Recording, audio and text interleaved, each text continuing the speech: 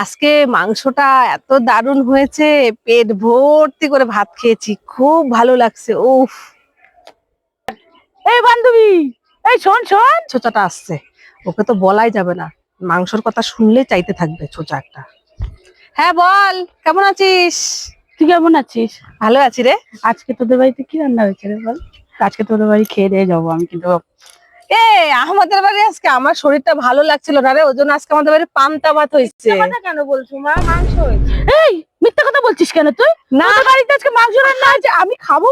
ও আচ্ছা, বাদ দে না, ও ছোট মানুষ মিথ্যা কথা বলছে। আমারে খাওয়াবি না তুই? আরে না রে, আমাদের আজকে পান্তা ভাত, বুঝিস না, আমার আজকে শরীরটা ভালো না, আমি সারাদিন শুয়েছিলাম রে। পান্তা ভাত। এই আমি জানি বাচ্চারা কখনো মিথ্যা কথা বলে না। আমার বাচ্চারা মিথ্যে কথা বলে, ও পান্তা ভাত খাইছে। এই বল না রে, পান্তা ভাত খেয়েছি না? মিথ্যা কথা কেন বলছো? মাংসই তো। না রে, পান্তা ভাত। তুই আমারে খাওয়াবি? যা, তোর সাথে বান্ধব করবো। চল। এই, তোকে কে বলতে বললো যে মুরগির মাংস রান্না হয়েছে? দেখছিস না আমি বলছি পান্তা ভাত হয়েছে। তুমি তো বললা যে সবসময় সবাইকে মিথ্যা কথা বলতে নেই। তাহলে